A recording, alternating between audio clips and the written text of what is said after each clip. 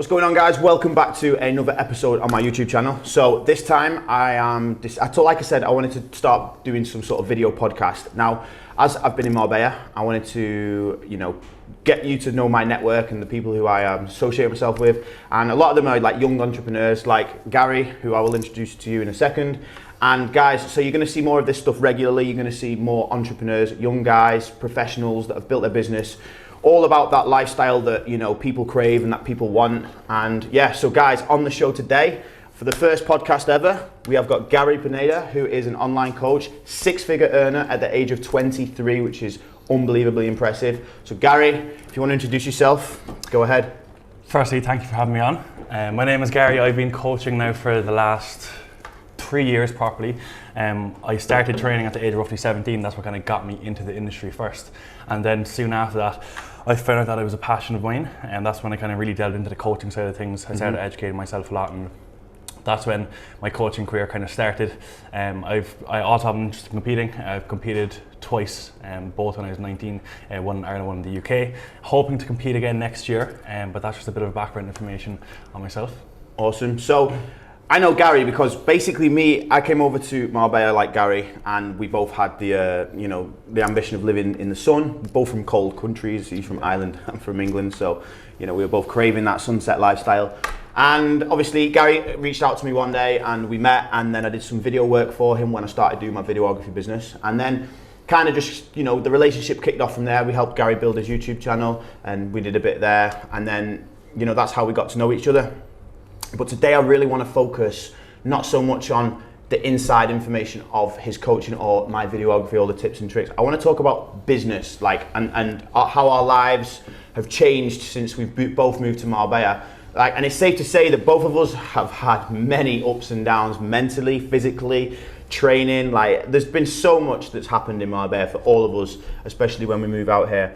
But Gary, when we talk about your coaching, do you find your coaching has been better or worse when you moved to Marbella specifically? The service I provided itself has definitely improved. Yeah, that's something I'm consistently trying to improve upon. My approach with it is extremely meticulous, and I'm really I critique a lot of my work, which is why I think I'm able to provide a good service in the first place. In general, I would think it's improved. Since I've moved out here, I think social media, of course, it plays a huge role with your ability to draw on new clientele. And that's pretty much the reason why I got Joe to do a lot of videography work in the first place, which has helped scale the business massively. I think it's been beneficial in all aspects. Now, there are also the opposite side of Marbella, to where Marbella is a crazy place. And if you don't have some self-control, you can get drawn into that lifestyle very quickly of Marbella. Summertime, it's a hectic time. And as Joe said, there's been a lot of stuff going on in the background that's been difficult to manage. But in general, I think Marbella has definitely benefited the coaching business. Yeah. And for you, how many years have you been coaching for now? Roughly 3 years. 3 years, okay. And then when did you, because I was actually an online coach, so I was a personal trainer for about 5 years. And then I decided when COVID hit that I wanted to do online coaching.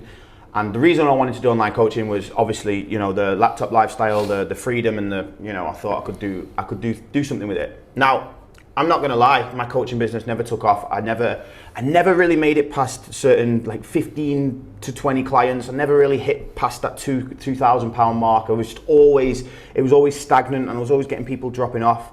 And then that's when obviously I thought, I don't think I have a passion for this, because truthfully I saw it more as I needed the money. I thought, I want money, and that's when I started videography. It was nothing about the money for me, and that's why it's done so well.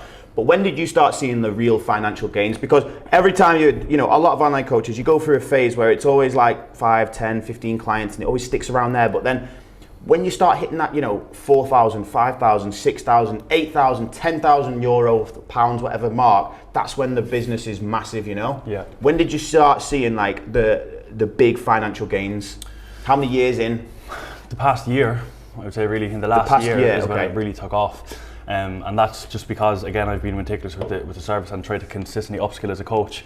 But these things take time. The average lifespan of a regular coach or a PT is 1 to 2 years, and then they die after that. Because this industry, it's constantly evolving. As the videography, the level of service is consistently improving, and you have to be at the top of your game at all times. Otherwise, there's no reason for anyone to go with you. But the past year was when things really took off for me. I think nothing drastically changed within my service. You made a really good point. I never focused on my income. Like, your income is going to be a byproduct of the level of service you provide. And again, if you obsess over a service, which is what coaching is, it's a service, then your income will take care of itself. I think not ever allowing yourself to get too heavily invested in that side of things, and just focusing on what you can do as a coach or what you can do as a videographer to continue growing the brand, continue scaling the business, gaining in new clientele, and keeping retention as high as possible is what you should be focusing on to get you to where you want to be with financial freedom, essentially. And how many clients do you have now, and what's the most you've ever had? The most I've ever had is for a competition. I ran an 8-week challenge. I had 156 at the time. 156? Yeah, 156. I mean, I work with multiple clients a week, you know. My jobs are a lot different, totally different industry. You can't compare it, but 156 clients. I remember when I had 20 clients and I was stressing on a Monday. I was like, I've got 20 clients to check in with now. 156. How is that? How did you organize that kind of, like, because with coaching, it is about numbers game. You know, you need a lot of clients. Either you charge a shitload of money, like £500-600 euros a month, and that's quite hard to do, or you just have to have volume. You know. How did you manage that? The reason I manage it sounds like a lot of work, but if you're efficient with your time, it's really not that hard. I had roughly over just 20 check-ins per day. A check-in, generally speaking, will take me roughly 5 to 6 minutes. Once I schedule my time, once I organise my day properly, and it's spread throughout the week, the work is evenly, then I'm definitely able to do it. Being honest, with how efficient I am now, I could probably take on more clients. I'm not at that point anymore because I made a conscious effort to scale back, because it reaches a point where you have to have your own free time too, and you have to prioritize your own health and your own goals. And it got to a point where my own training and my own nutrition was suffering. But in terms of managing it, I spread the workload across evenly throughout the week, and I became really efficient with my working systems. My responses are done through video feedback. And again, 156 sounds like a large volume of clients, and it is, but I also know coaches that have 200 plus clients and manage it as efficiently as I have as well. I mean, it's definitely doable. Absolutely. I mean, I've been working with a few online coaches recently, you know, a couple that have been in Marbella. These are guys that are at the top of the game, 700 odd clients, you know. But I mean, when it gets to that point, that's when you have to start hiring. Outsource work. That's when you start, like, because there's always, within the online coaching world, like, I think it's got a lot of, it's become obviously very saturated, and it's become saturated with like influencers that aren't actually even coaches, but they become part of like an app. Like, I'm not going to say names of apps and stuff, but like they'll become part of an app where they literally just like, right, we're going to offer coaching to all of my followers, and then they'll have assistants who do all the coaching for them. And this is why I wanted somebody like Gary on the podcast, because Gary's a genuine, like, I've seen him work, you know, he's the one that talks to you. If you're his client, he talks to you. It's not like Amanda from like India who's giving you your check-in, you know? You know what I'm saying? It's like, it's very personable still. It's still like genuine coaching. But how do you scale that? What can be the next step? Because obviously you can do this for a certain amount of years, you know, you can save your money, and then what for you, you know, if you're making so much money now, what's the next step? What do you think is the next step anyway? Within coaching, to be honest, I don't have an answer for that. No. Within coaching, I'm really unsure. I'm content with where I'm at with coaching. I recently started business mentoring for other coaches to scale their business, and I think that was a good step for me. But within coaching, man, to be honest, I found my clients, and I'm happy with where I'm at with it. To be honest, I don't even directly promote coaching very frequently anymore, because I don't need to. My retention is at a point where these clients will stay with me, and these clients, I've been coaching the majority of them for over a year straight. Which is good, because that's a reflection of the service I provide, which is what I wanted. But business mentoring was something that I launched as of last month. It has taken off extremely well, which I'm grateful for, and I think that was a good step for me, because I've been in those exact positions where I started off with literally nothing, and then scaled the business up, and it's all been on my own back. Not to blow smoke or anything, but that is the truth. I worked myself, and I got no handouts to get to where I am. So it's taken off really well. I'm really happy with how it's going, and I'm getting good responses off it so far. And there's coaches that are really benefiting from it in terms of figures, which is fantastic. So that's another thing that's giving me satisfaction. Okay, so as Gary mentioned, business coaching, all right? So again, the reason of this podcast is I want to give people inspiration, I want to give people value, right? So for example, for me, with my videography business, it's taken off massively in the past 7 months. You know, I'm not going to say too many numbers, but you know, from a business that I had zero with, you know, we've scaled upwards to between sort of like from 5k up to like, you know, almost 10k some months, you know, and that's been pure graft, you know. I don't say this to show off, this has been pure grind. I've been marketing, I did about 100 hours of free work, and for me, I'm not ready for that. For me, well, my next step, I guess, is to just keep doing what I'm doing and getting better, because with coaching, again, like there's a cap, you know, you have to start thinking about other avenues at some point. With my business, you can do that, but you know, there's always bigger jobs, there's always bigger things to do, you know. You can go for, like, I film a lot of, you know, small time people right now, but imagine, you know, you've got commercials and stuff, you've got the film industry, there's just so many avenues, and I don't quite know where I'm going with it just yet. So, I mean, for now, I'm just going to keep grinding. I want to give people value through these podcasts. But talking about your business mentoring, like, because I know that this is some people. I've seen a lot of people set these business mentoring things up. You know, I actually had a business mentor in the online coaching industry, and I think I paid like £700 for his assistance, and it was really beneficial. There was a big like WordPress document with a load of modules and stuff on how to do it. But what do you think the value of what you can give to people? Where do you think you can take it? Like, do you want to have like a big community of coaches that are underneath the Gary Pineda brand, and you want to grow them? So they'd work directly for me, or continue to remain on their own brand and just grow as coaches? Well, what do you want to help? Like, I guess with the goal with that is for you want to create as many like solid online coaches as possible, right? Yeah, that's the end goal for sure. Yeah. And then what's the kind of, run me through the process of how it works with that right now? So essentially, when a coach inquires, it's just organising a basic consultation call first to see where they're at, because I have a huge range of coaches that I'm working with as of right now, from people that are just starting off, people that have literally just got their qualifications and want to dive into the industry, and then I'm also working with coaches that have been in the industry for 1.5 years already. So the modules are pretty much the same for the majority of coaches. However, my approach has to change with each and every coach, because they're all in different situations. I can't advise John, who's 1 year into coaching, the same advice that I can give to Peter that's just starting out. It's different in the way I approach it, but the principles, the modules itself are the exact same. It's based over an 8-week period, and we aim to run through pretty much 2 weekly calls to where we're discussing and breaking down everything that they need to know from a coaching standpoint to help scale the business, from social media to their coaching systems to their payment methods, communication, how to engage and interest future clientele. These are just modules that I'm rambling off here. And then from that point, there's a further 4-week period to where we essentially aim to put all these practices in place, and I can review how they're getting on, and within their problematic areas, if they are experiencing any difficulties or struggles, we aim to address them in the most hands-on way. Well, I'll tell you what, let's talk about that then, because I was a coach, and I'd say honestly the biggest struggle I had was, first of all, the kind of content I was putting out on Instagram and stuff. I felt like I was almost begging for clients at times, you know. You know, because I look on, you know, I see people post pictures now and the captions are this long talking about the importance of hydration. You're like, mate, nobody really gives a shit. Like, nobody's going to sit there. You've got 500 or 5,000 followers, and you're not going to read a massive paragraph on hydration. But I believe, like, now with the coaching industry, you've got to be so unique. You've got to have something about you. Like, forget everything you know, because whatever you know, it doesn't matter. Like, it's if they're going to buy into you. Do you know what I mean? Like, I wouldn't get a coach. I don't know. My training's took a big back burner, so I don't really care so much about bodybuilding as such anymore. But like, in terms of the way coaching is now, like, you don't even need a qualification.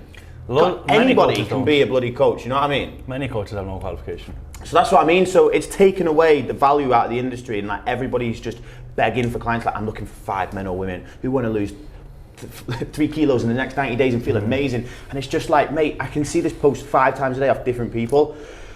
So what I want to know, like, how do you get your coaches to stand out and be unique? What is the key point to that? In terms of social media content? In terms of marketing themselves, because I think that's the hardest part. Yeah, it is for sure. Because you see, there's certain principles that you have to deliver within social media content that will draw in new clientele.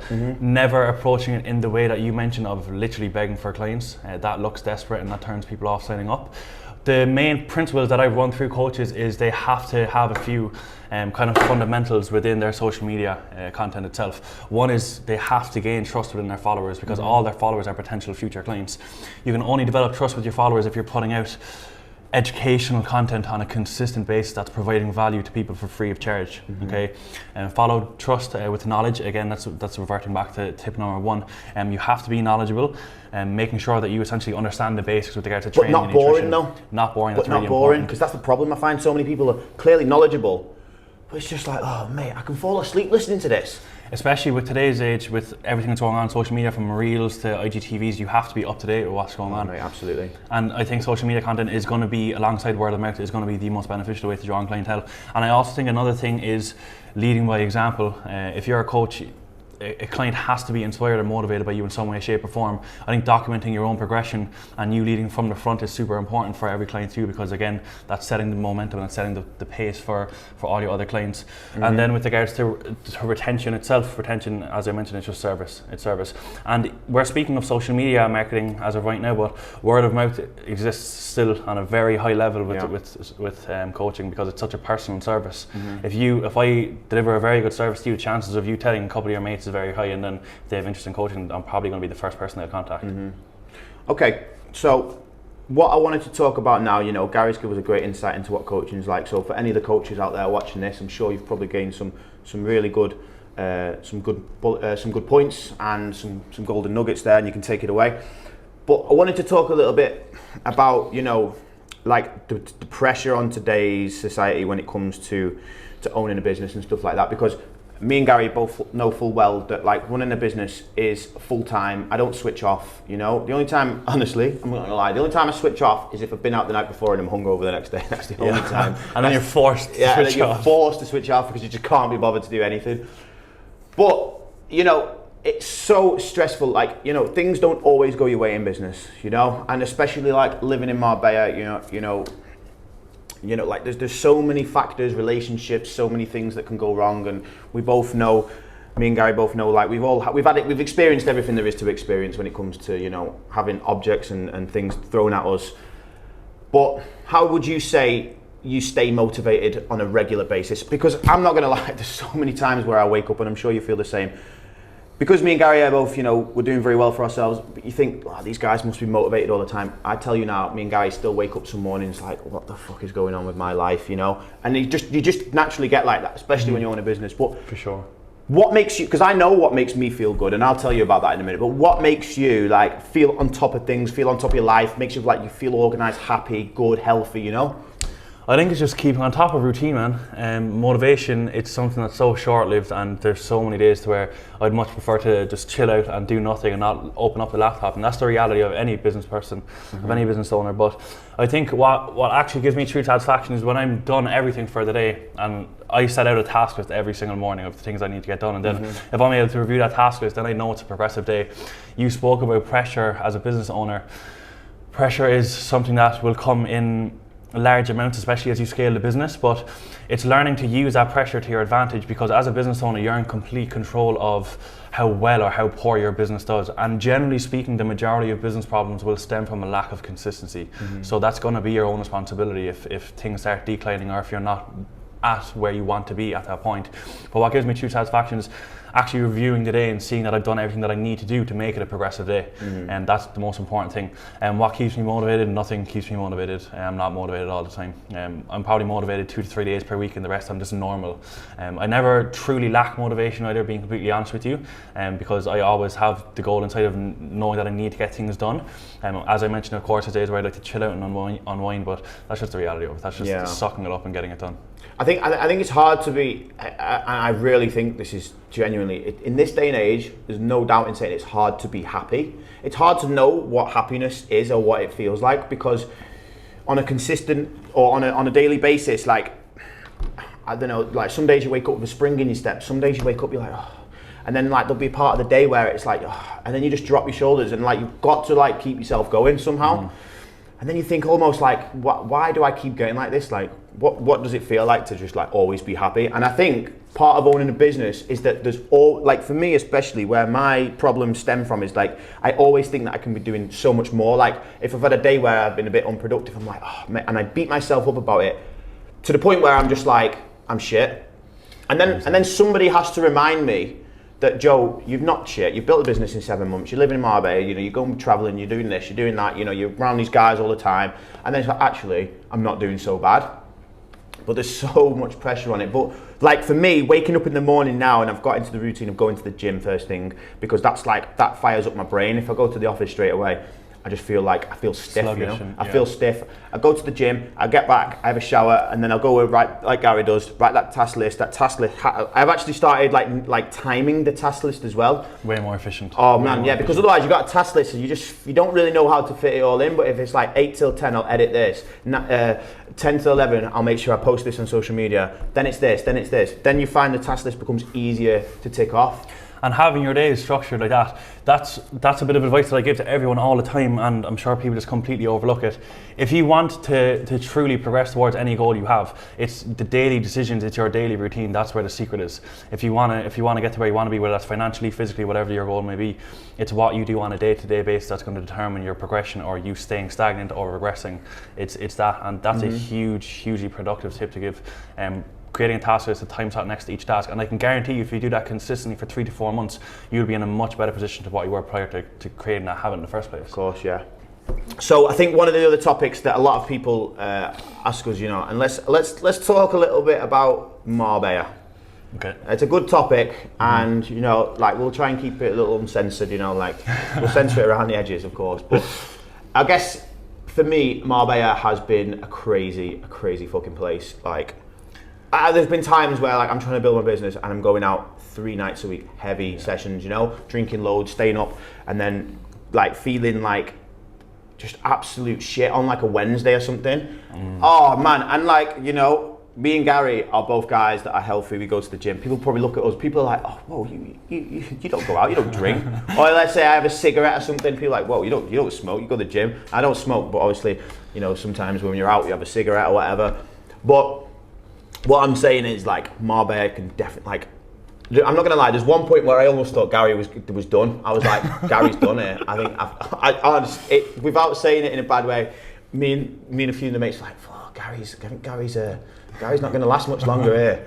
Marbella is a crazy place. But he's turned it around so much, and he's so much happier and healthier now, and it's good to see. But tell me a little bit about what's okay. Let's start. What's the best thing about Marbella for you?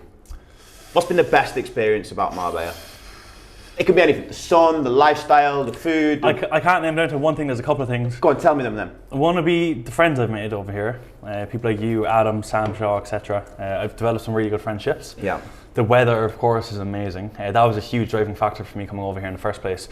The gyms, and I suppose the fitness community here, especially during summertime, is huge. And those would be the main reasons that I really like Marbella. The nightlife is great, which can also be a really huge con, depending on your self-control, which is something that I definitely struggled with at the beginning of summer, especially, because my lifestyle prior to coming over here was very routine, very structured, and then once you come over here during summertime, I came over here to live here, whereas most people come over on a 2-week holiday with their boys and to come party, and I fell into that lifestyle. It's nothing worse when your friend comes over. He's like, oh Joe, I'm just in Marbella for a weekend, and you're like, oh. And it's one person comes over one week, and another person you're just like, oh, you're fucking joking me. Yeah, just block the number. Yeah, I'm busy. It used to be like, oh, my mates are coming over, but as soon as you lived here for a year, it's like, oh, god damn it, my mates are on the way. It's my birthday on Saturday, and I'm like, oh. I know. I don't even want to do it. Gary's like, it's my birthday on Saturday. I'm like, yeah, airplane mode. Just fuck off, Gary. Oh, mate, but yeah, and then what would you say? Right, so that's the best thing. For me, I guess, the lifestyle here, for me, especially for me, because Gary's business is predominantly online, my business has definitely came, the connections I've made, the network I've built, the types of people I've worked with, the jobs I've done, everything has only came from here. I've worked with football players, I've worked with singers, rap artists. I've worked with a lot of different people, and that's only came because this is a hot spot. Now, obviously, the future plans will change, and I'll go to another hot spot. But for now, for me, building the network, the friendship groups. I mean, to be fair, I've had a lot of friends over here, but I've also they've come and gone a lot. It's not a lot of people come and go from Marbella, and then there's a lot of fake people as well. You'll find that. But yeah, the lifestyle as well, the food, the weather is great. But what do you think is the worst? Obviously, I know we're going to say, I guess we're going to both agree, getting sucked into the shitty lifestyle side of things where you're out all night. But what would you say your worst bits about Marbella are? Do you have many? To be honest, I don't. It's as you said a second ago. I think the main thing is kind of the inauthenticity behind the place. Yeah. There's a lot of fakeness going around Marbella. Yeah, like the influencers and stuff that come over here, guys in the fitness industry, and I would never name names, but you know, like the people are just genuinely, it's such a fake place. You know, you'll see people wearing fake clothes, and they'll spend money that they don't have, and it's just all for a statement. It's trying to live the lifestyle that's portrayed in Port of Prince. And it almost makes me not want to, like, you know, like, would I wear like a fake Rolex, for example? I wear a watch there that my mum got me for like my 19th birthday. Until I can afford to get a Rolex, which I could afford one now, but I wouldn't waste that kind of money on a Rolex just yet. Like, until I can afford one, I would never wear something that I can't afford, you know? Because who am I trying to prove it to? Like, I'm gonna go and impress a couple of guys out in the evening, but who the fuck cares? Oh, you're wearing a Rolex? Well done. Yeah. Do you know what I mean? Like, stuff like that. And I think, like, you're right about the inauthenticity. But I mean, do you feel like, what are your future plans going forward?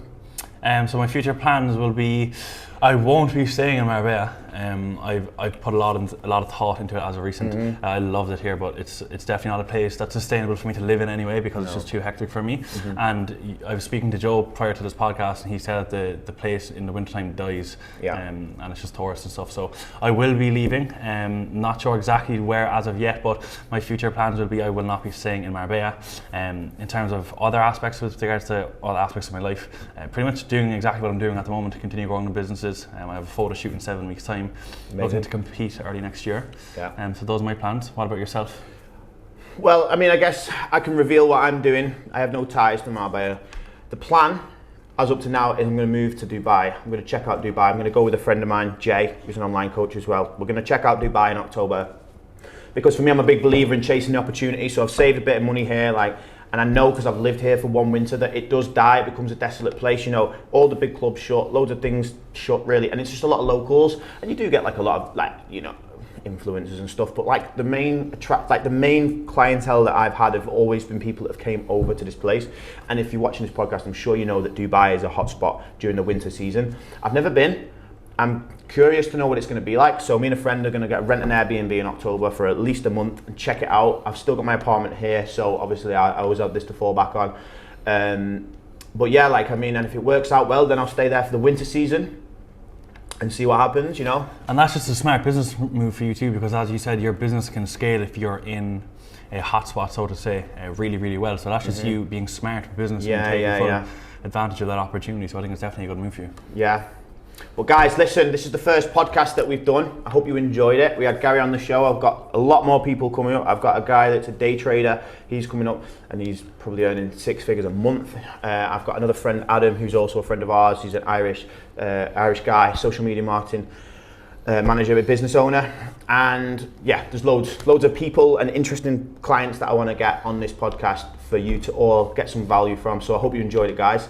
And big thank you to Gary. Cheers. And guys, I'll see you in the next one. Take care.